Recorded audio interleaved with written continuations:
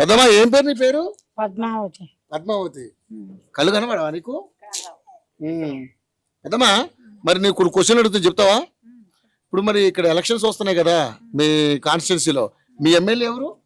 మా ఎమ్మెల్యే గోపీనాథ్ అయిండు. గోపీనాథా? మరి ఇప్పుడు ఆయన చనిపోయాడు కదా, చనిపోయిండు. మరి ఉప ఎన్నికలు వచ్చినాయి, మరి అలా ఆవిడకి టికెట్ ఇచ్చారు.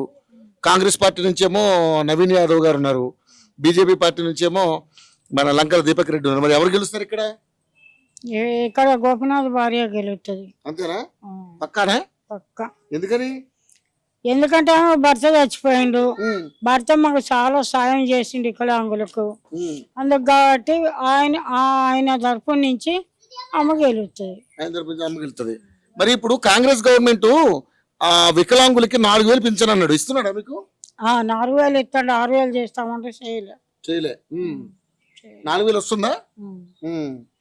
ఓకే, 6,000 మాత్రం రావట్లే.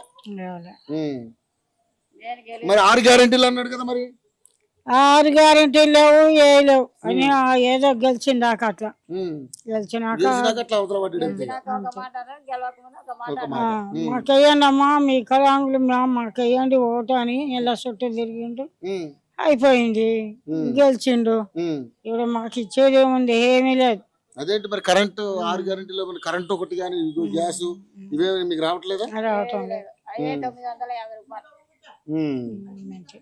ఇప్పుడు సునీత గారికి వెళ్తుంది అయితేనే కంపల్సరీ గెలుస్తుంది. అంతేనా? మరి బీజేపీ పార్టీ కాంగ్రెస్ పార్టీకి బీజేపీ ఎవరికేం చేయలే. బీజేపీ ఆనాటి నుంచి కూడా ఎవరికేం చేయలే, ఏమీ లేదు. కాకుండా తెలుగుదేశం ప్రభుత్వంలో ఈ ఇండ్లు ఇచ్చిండ్రు. మరి వికలాంగులు ఫస్ట్ సీట్ ఒకటి ఇచ్చిండు బస్సులో. మరి ఎంత 75 రూపాయలు పింఛన్ చేసిండు.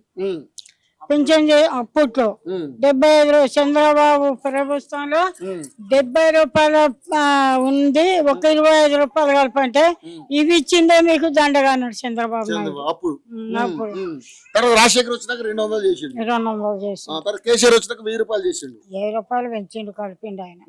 3,000 పింఛన్ అయింది. 3,000 పింఛన్ తర్వాత మళ్ళీ 1000 రూపాయలు ఆయన కలిపి 2,000 చేసిండు.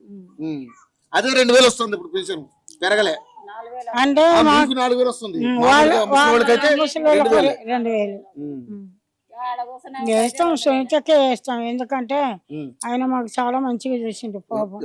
గోపినాథ్ ఆయన తరఫు నుంచి వేస్తాం. ఆయనకే ఆమెకే వేయాలనే ఉంది మాకు.